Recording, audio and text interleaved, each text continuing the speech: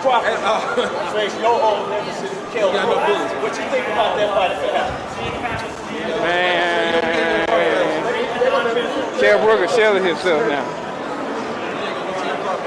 But I mean, he can still fight, but I mean, I don't know.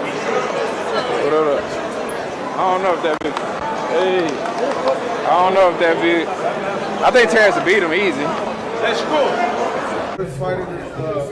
Real fighter, Terence Crawford ever fight. He ever fought before. So we'll see. I mean, I think he's more elusive. I think he's more athletic. With the strength and power goes to Kell Brook, obviously, to the size.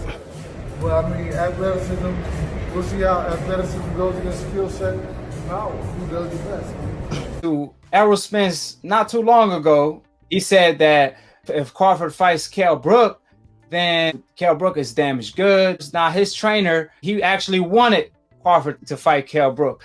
But my question to you is, what do you say to the people that say Kell Brook is damaged good after the Errol Spence fight? Why wouldn't Errol Spence just say, go ahead and give him to me? Don't fight no leftovers and my leftovers. Go ahead and get it on with me. I want your pound for pound status. I want all your hype that they got behind you. I want everything that you got. I want your WBO title. Come on, get it. Why? That's the question. Why? Don't say don't fight him. Okay, say don't fight him, but fight me then. He didn't say that. I mean, so. Well, Errol Spence always has been willing to fight Crawford. I think it's just the pandemic that kind of slew. Man, he ain't been willing to fight Crawford. Instead of made the fight. Everybody else said the fight wasn't big. The fight was big when they made it. It didn't. Hey, listen, what the fight had to be. I mean, what is big? Let the man go up and beat him, and he become big. Let him take up all the scalps and let him be the superstar. Come on, man. You're trying to. Everybody ain't gonna be a superstar. Everybody ain't gonna be a superstar. But you know, Errol Spence called Bud on the phone, and they talked about it, and they kind of, came to an agreement when the fight. Bud keep calling, harassing that man. Keith Thurman and Errol Spence ain't called Bud just to call him. Bud called that man and harassed that man and say, man, do the fight. But the man ain't doing no fight. Bud, come on, man.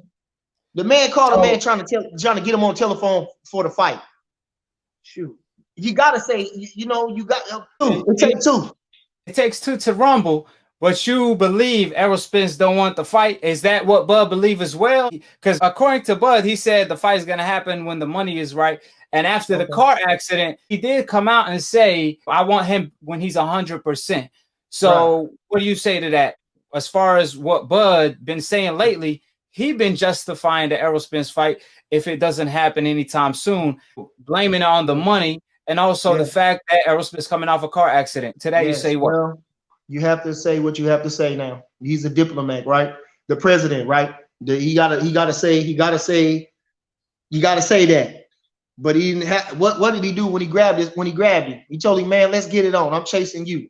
So it shouldn't have to go too much further than that. I don't know how Errol slept that night real good, honestly. Because Bud that wasn't a prank. They didn't set that up. That wasn't a publicity stunt. That was for real. So it's not a street thing. It's just a competition thing. Bud is a competitor and he wants the best. So, that's it. Trying to make the fight bigger and all this other stuff is just ridiculous. Like I said, the man came up, he wanted Keith Thurman. Keith Thurman was the man at the time. Keith Thurman wasn't no crossover star. Keith Thurman was, he said, I want Keith Thurman. And they get all this hate. He come up to 147, ain't his fault. He ain't nobody. He done at 40. He watched them that fast, so he moved up. He won a challenge. Who wouldn't fight for the title at the first time? Who wouldn't? Now he's the WBO champion. He got a lot of publicity behind him. So the reporters asking these guys, well, you got a new fish in the tank. What you think about him? Everybody got mad. Then it turned into everything. Come on, man. Bud want them fights. That's it. He got to say that. You can't, he can't, he damn if you do, he damn if you don't. He got to say stuff like that. But I don't. So, I can say the truth. I can say how I feel. So if the Errol Spence fight doesn't happen next, let's say Errol is victorious versus Danny Garcia, and let's say Bud is victorious against Kell Brook. let's say Errol Spence has a Manny Pacquiao fight on the table, or even Keith Thurman fight. What is Terence gonna do in the meantime? Bud is with everything. Bud is with all that. You know, if whatever they force, you know, whatever they, you know, if it's gonna be Sean Porter, it's gonna be Sean Porter. You know, they keep egging it on. You know, you know. But why we can't give Keith Thurman? Well, I mean, why Keith Thurman just couldn't say, you know, a fair deal? Just say, come on, man, just fair, just a fair deal. Just be honest with yourself. Be honest with what you're worth, and be honest with yourself. Just make a fair deal. I mean, come on, when you making a deal, I mean, if I really want it, right, and I really want to. If you want it sold and the person really want it, y'all gonna come to a compromise, right? If you're making a deal, that's what I'm saying. If I want whatever money for the fight, because this is what I want. But I know I might not get that, so I know it's an offer that I'm gonna take because I actually want the fight. I want the money. At most, I want the damn money. I'd rather get 3 million than no millions. But Bud can do all kind of stuff. You know, he can box in there. He can really box. You know. And really, that's the best way to beat a Sean Porter, just boxing. He don't try to let you boxing, but he ain't gonna do nothing but bull rush you and, you know, use his head and everything. He's just an ugly fighter. Lord bless him. He's just terrible. You know, nobody likes the way Sean Porter fights. He's just terrible. But he got a You don't think he Mexican style? You don't think he Mexican style, man? Mexican style. Mexican style is Marco, Antonio, Barrera. Yes, that's true Mexican style. Mexican style is Marco Antonio Barrera, a la Julio Cesar Chavez. You feel me?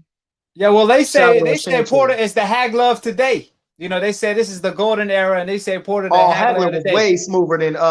Hagler was way smoother than Porter, man. Come on. And he fought both sides. Come on, man. Porter, man, I love Porter. See, but Porter, he's such a gentleman, and he shows so much class. You know, they talk about him, but he shows so much class. You can't do nothing but love Porter. I don't care. You can't do nothing but love. And he gonna fight you. That's the one thing you gonna get with Sean Porter is a fight. A fight with Sean Porter. He's gonna come to fight. Now, you brought up this earlier that Danny Garcia was ranked #1 under the WBO. Now, what happened with that? When was that? And what happened with that? I guess Danny didn't pull the trigger. You know. Like I'm saying, if you force your mandatory, then the man ain't got no choice. You know, the mandatories, they serious. You know, if you force your hand and say, man, I want my shot, you gonna have to do it. You gonna get it sooner or later. Hold it, you're not that pretty. I'm a bad man. Wait. I took up the world. I took up the world. I took up the world. I bear witness, there's only one God, Allah, and Muhammad is his final messenger.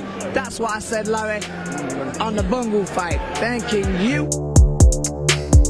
They call me the problem, but you could call me the can man, because anybody can get it.